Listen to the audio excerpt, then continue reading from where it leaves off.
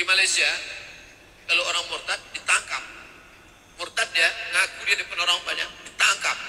Oleh sebab itu maka kita juga mau diharapkan keluar undang-undang. Bisa tak dibuatkan undang-undang orang murtad ditangkap? Bisa. Melalui apa? Undang-undang. Yang buat undang-undang itu siapa? DPR. Yang milih DPR siapa? Kita. Kekuasaan dalam dunia demokrasi di tangan siapa? Rakyat. Maka pengajian-pengajian harus tetap ramai supaya nanti ramai yang memilih anggota dewan yang jujur dan amanah.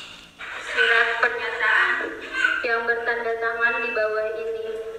Saya atas nama Nur Safa Ida Wakano, tempat tanggal lahir Sepa 6 Juni 1996, umur 24 tahun, pekerjaan honorer, alamat Sepa Maluku Tengah, agama Islam.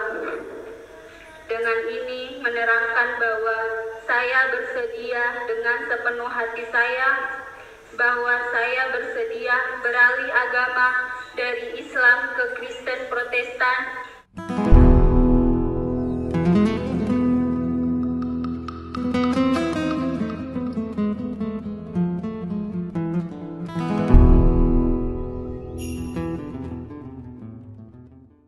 Haleluya, haleluya. Assalamualaikum warahmatullahi. Salam Aki. Aku kabarkan Injil keselamatan. Bapak Ibu yang dikasihi Tuhan, ketemu lagi dengan saya Evangelis Abraham Effendi Usman. Bagaimana kabar kita semuanya? Haleluya, luar biasa. Saya tidak jemu-jemu berdoa untuk para subscriber, pencinta channel Injil Kabar Baik Habaget, agar selalu dalam lindungan Tuhan. Apapun yang saudara lakukan dan kerjakan, pasti dibuat oleh Tuhan berhasil, sehingga dengan keberhasilan itu kita bisa melakukan banyak perkara, kita bisa melakukan banyak hal, terutama sekali kita bisa ambil bagian di ladang pelayanan untuk mengambil bagian penginjilan di pedalaman, di pedesaan. Ada banyak sekali teman-teman kita, sahabat saudara kita yang melakukan penginjilan di pedalaman. Bapak Ibu, mereka membutuhkan bantuan kita, mereka membutuhkan pertolongan kita. Mari saudara yang sudah diberkati secara luar biasa, kita yang sudah diberikan kelimpahan oleh Tuhan, untuk ikut ambil bagian di ladang pelayanan, di pedalaman, pedesaan, dan di tempat-tempat terpencil. Nah, pada kali ini Bapak Ibu, saya mengajak saudara kita dari seberang untuk berpikir secara akal yang sehat, berpikir secara kritis. Karena hanya dengan berpikir secara akal yang sehat, kita bisa menemukan kebenaran. Karena hanya dengan kebenaran kita dimerdekakan. Merdeka dari ikatan dunia, merdeka dari ikatan agama, lebih-lebih lagi kita merdeka dari ikatan dosa. Baik saudaraku, para subscriber, pencinta channel Injil Kabar Baik Habaget. Video kita kemarin ditanggapi oleh salah satu netizen. Kita tahu netizen itu berasal dari agama Islam. Di mana di video itu Bapak Ibu, saya mengungkapkan kalau Ustadz Abdul Somad mengutip sebuah hadis dan beliau berkata, orang yang keluar dari agama Islam itu harus dipancung. Ustadz Abdul Somad berkata, orang yang keluar dari agama Islam itu harus dipancung. Dan juga UAS berkata, orang murtad yang ada di Indonesia ini sudah mulai unjuk gigi. Mereka sudah berani sekali. Bahkan dengan bangganya mereka berkata, mereka mengakui kalau diri mereka murtad, keluar dari agama Islam. Nauzubillah min zalik, kata UAS Ustadz Abdul Somad. Lalu salah satu netizen memberikan komentar. Dia menanggapi video kita Bapak Ibu. Jadi seolah-olah apa yang saya sampaikan ini adalah kebohongan. Padahal apa yang saya sampaikan ini adalah bukti nyata.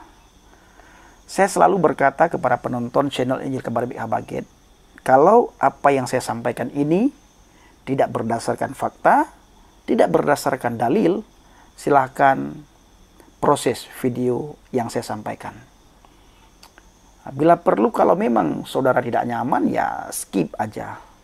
Tinggalkan channel Injil Kabar Baik Habaget. Tetapi apa yang bisa saya sampaikan ini adalah berdasarkan dalil, berdasarkan fakta, berdasarkan apa yang tertulis saudara juga harus konsekuen, berani mengambil tindakan, pergi melangkah untuk mencapai kebenaran. Karena kebenaran yang sejati hanya bisa kita dapatkan di dalam Tuhan yang sejati. Nah, saya akan membacakan komentar netizen tersebut, Bapak Ibu, yang membuat saya sangat tergelitik ya. Dia berkata, kalau memang benar orang yang keluar dari Islam harus dipancung, berapa banyak orang Indonesia murtad yang dipancung? Memang ini benar, Bapak Ibu. Apa yang dia tulis ini benar. Kalau memang benar, keluar dari agama Islam itu adalah harus dipancung, berapa banyak orang murtad di Indonesia ini harus dipancung. Tetapi netizen ini juga lupa kalau ada hadis sahih yang berkata, siapa saja yang sudah berada di dalam agama Islam, dia mempermainkan agama Islam, atau dia keluar dari agama Islam, lalu dia masuk lagi kembali ke agama Islam, dan dia keluar lagi dari agama Islam, dan dia hidup di dalam kekafirannya setelah dia memeluk agama Islam, maka orang itu wajib dipancung. Wajib dipancung. Ini kata siapa? Kata hadis. Nah, hadis itu perkataan siapa? Perkataan Nabi Muhammad yang diimani oleh saudara kita umat Islam. Nabi Muhammad itu siapa, Bang Pendi? Khatimul Anbiya, penutup para nabi yang diimani oleh saudara kita umat Islam. Bukan kata Alkitab, tapi kata mereka. Kalau kata Alkitab bagaimana, Bang Pendi? Kata Alkitab, setelah Yesus tidak ada lagi nabi. Setelah Yesus itu akan lahir dan akan muncul penyesat, akan muncul guru palsu, akan muncul pengajar palsu, akan muncul nabi palsu. Jadi yang saya maksudkan, apa yang tertulis dalam hadis itulah hadis sahih. Siapa yang keluar dari agama Islam itu adalah wajib dipancung. Itu kata hadis, bukan seperti yang Anda tulis. Saya sepakat dengan apa yang Anda tulis. Kalau seandainya hukum pancung itu diterapkan, maka berapa banyak orang yang mati gara-gara keluar dari agama Islam. Nah, tapi juga saudara jangan salah, Ustadz Abdul Somad meminta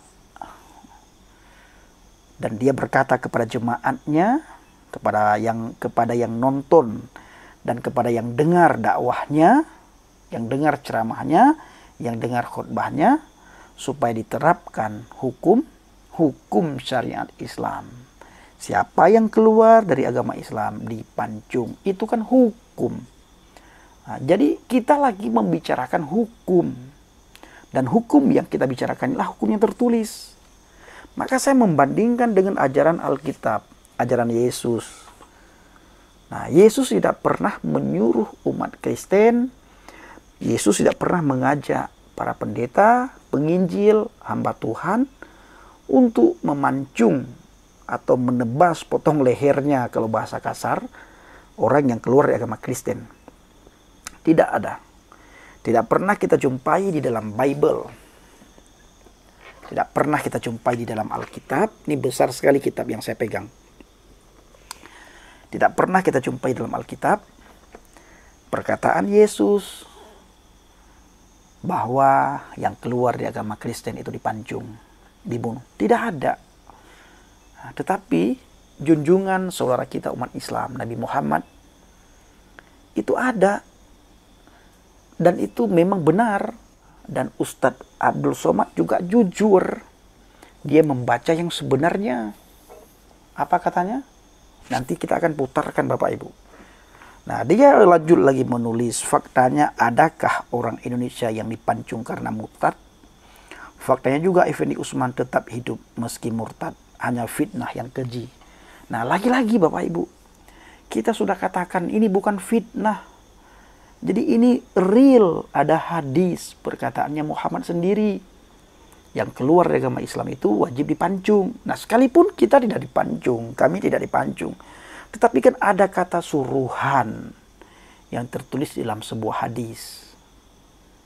Nah, kalau saya berpikir secara kritis, seolah-olah hadis ini membuat Islam itu takut. Sehingga pengikutnya merosot, pengikutnya sedikit, pemeluk agama Islam itu sedikit. Nah, supaya pemeluk agama Islam itu tetap berada di dalam Islam, ini pikiran kritis saya ya, tetap berada di dalam Islam, dan orang itu sudah memeluk Islam, menjadi orang Islam, tidak keluar lagi dari agama Islam, maka diterapkanlah hukum ini. Dikatakanlah, disampaikan oleh Nabi Muhammad, siapa yang sudah mempermainkan agama Islam, dia keluar dari agama Islam dan dia tidak kembali ke agama Islam, dia tetap dalam kekufurannya, maka pancunglah leher mereka. Kata siapa Bang Pendi? Kata Muhammad. Di mana tertulis Bang Pendi? Dalam hadis. Ini berbicara tentang hukum.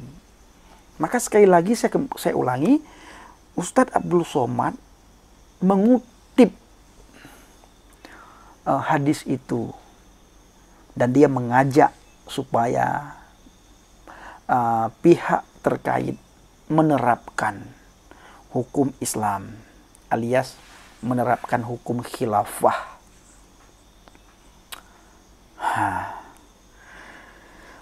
Dia berkata, Effendi Usman tetap hidup meski murtad hanya fitnah yang keji. Kan kita bukan fitnah, kami sangat tahu. Al-fitnatu asyaddu minal qatli, fitnah itu lebih kejam daripada pembunuhan. Kita tidak pernah memfitnah. Maka janganlah suka menggoreng isu yang tidak-tidak. Biasanya yang suka memfitnah lalu memutarbalikkan fakta. Yang suka menuduh merasa tertuduh, yang suka memfitnah merasa difitnah, yang suka menganiaya merasa dianiaya, yang suka mengancam merasa diancam. Padahal tidak ada yang menganiaya, tidak ada yang mengancam, tidak ada yang memfitnah. Kita baca real, kita baca apa yang tertulis. Saya akan putarkan apa yang disampaikan oleh UAS, Ustadz Abdul Somad, Bapak Ibu. Bila seorang muslimah masuk Kristen, masuk murtad, kemudian balik lagi ke Islam, innalladzina amanu Islam summa kafaru murtad, summa amanu Islam summa kafaru murtad, summa astadu kufran, bertahan dengan murtadnya, lan tuqbala taubatuhum, tak diterima taubatnya. Kita ulang sekali lagi, innalladzina amanu summa kafaru summa amanu summa kafaru. Dia macam main peta umpet aja, lompat sini, lompat sini, lompat sini, macam tupai, lompat sini. Dianggapnya agama ini main-main, macam sendal. Pilih sini, pakai ini, mana bisa begitu? Makanya dalam Islam murtad ini, kalau ulama sudah menyebut murtad, nausbillah, nausbillah, nausbillah, nausbillah, diselamatkan Allah generasi cucu cicit sampai hari kiamat dan sampai murtad. Luar biasa sekarang gerakan murtad ini. La yahillu damu mri'in muslim illa bi ihda salas. Tidak halal darah orang kecuali melakukan tiga. Tak halal darah orang kecuali melakukan tiga. Ada darah yang halal ditumpahkan, dipancung kepalanya menurut hukum Islam. Pertama, an-nafsu bin nafsi, pembunuh dihukum bunuh. Kedua, as-tayyibus zani, lempar batu sampai mati. Ketiga, at-tariku lidini, orang yang murtad dalam Islam hukum pancung. Di Malaysia, kalau orang murtad ditangkap. Murtad ya, ngaku dia depan orang banyak, ditangkap. Oleh sebab itu maka kita juga mau diharapkan keluar undang-undang. Bisa tak dibuatkan undang-undang orang murtad ditangkap? Bisa. Melalui apa? Undang-undang. Yang buat undang-undang itu siapa? DPR. Yang milih DPR siapa? Kita. Kekuasaan dalam dunia demokrasi di tangan siapa?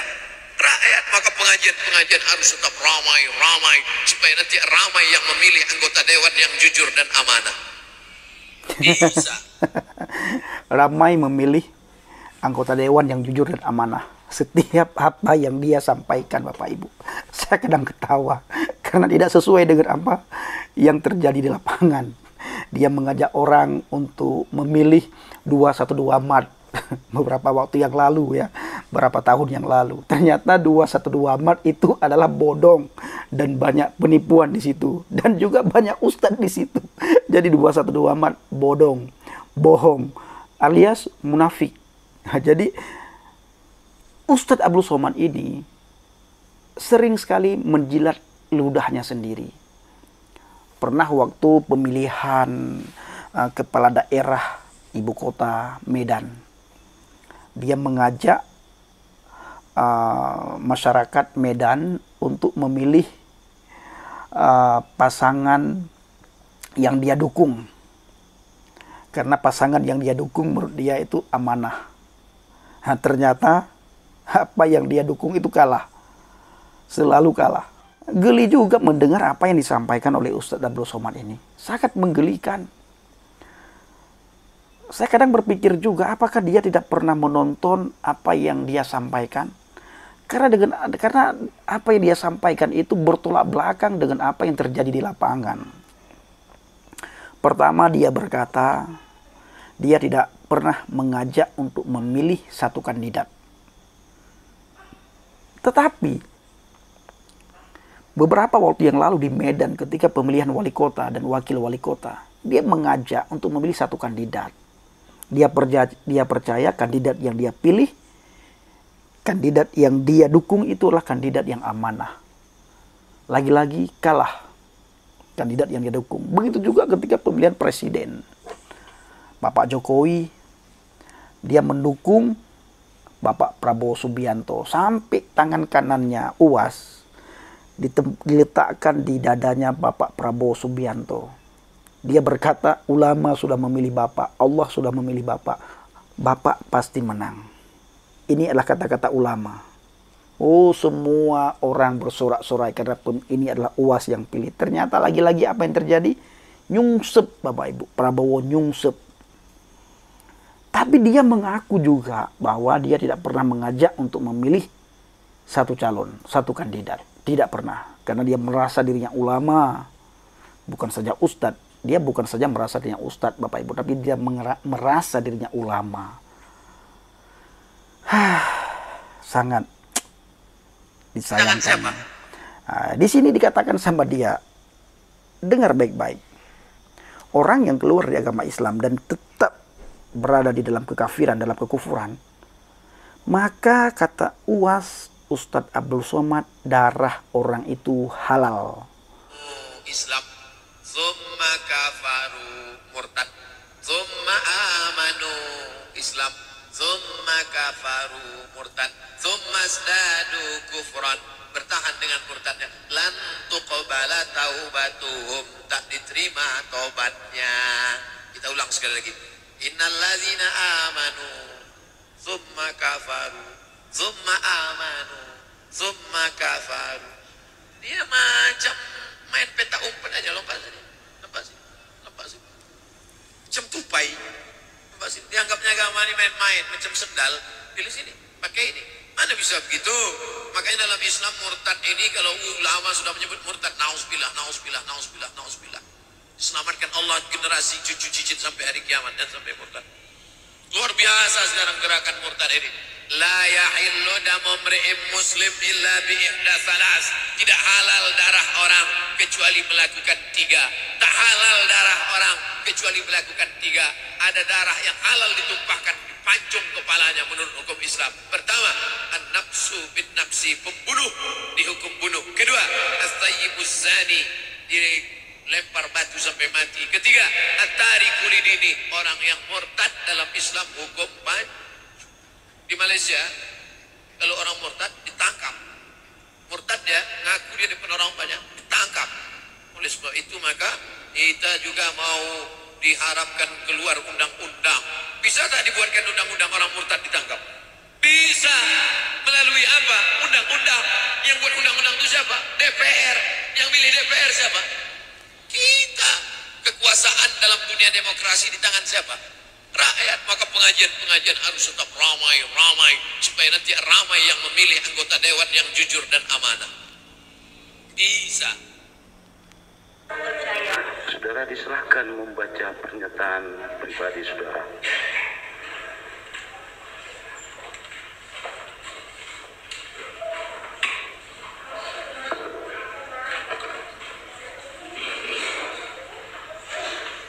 Surat pernyataan yang bertanda tangan di bawah ini, saya atas nama Kano, tempat tanggal lahir Sepa 6 Juni 1996, umur 24 tahun, pekerjaan honorer, alamat Sepa Maluku Tengah, agama Islam.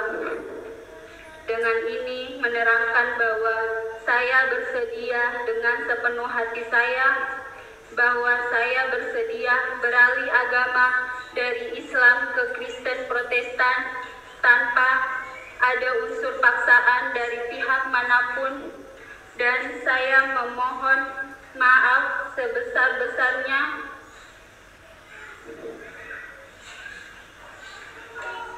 dari kedua orang tua saya dan keluarga besar saya atas keputusan yang telah saya ambil ini.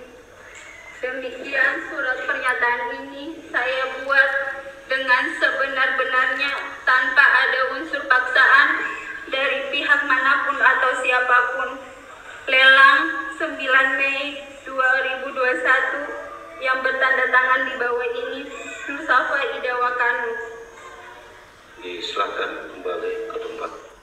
Nah, Bapak Ibu, kita sudah mendengar bagaimana gadis ini menjadi orang Kristen Protestan.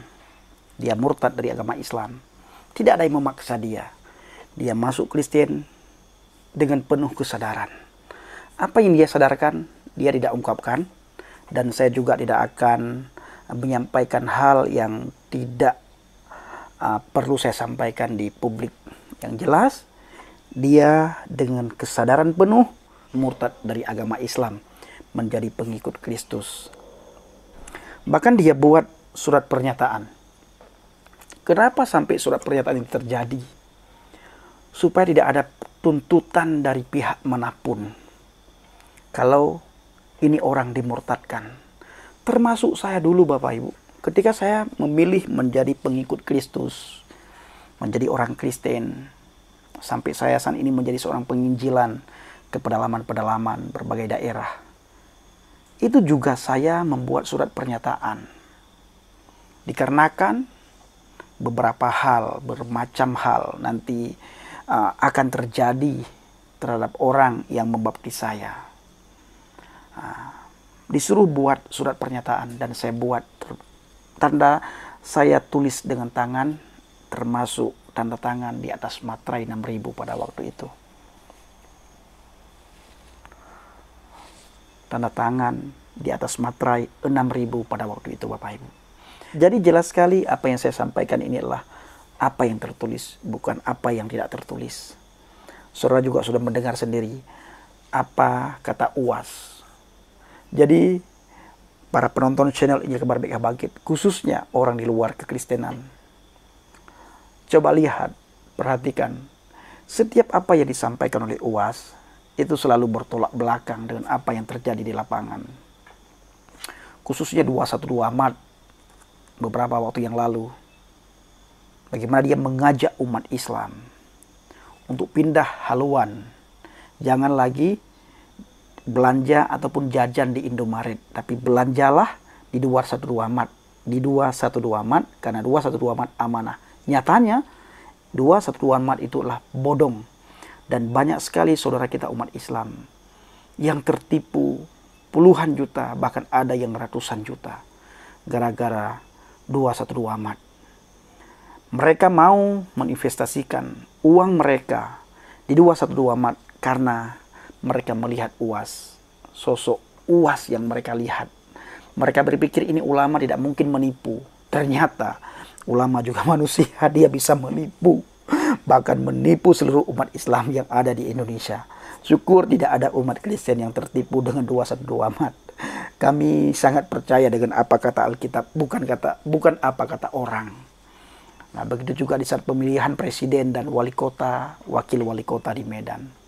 Bagaimana sebelumnya dia berkata tidak pernah mengajak orang untuk memilih salah satu kandidat. Ternyata dia menjilat ludahnya sendiri. Pesan saya, carilah ulama yang sesuai dengan ucapan dan perbuatannya. Bukan saja di media sosial, tetapi juga di dunia nyata. Terima kasih. Shalom alaikum bishim hamasyah. Salam Aki. Aku kabarkan Injil keselamatan. Bapa Yahweh, Bishim Adonai Yesua Hamasiah, Ruah Kudus memberkati kita semua. Haleluya. Amin.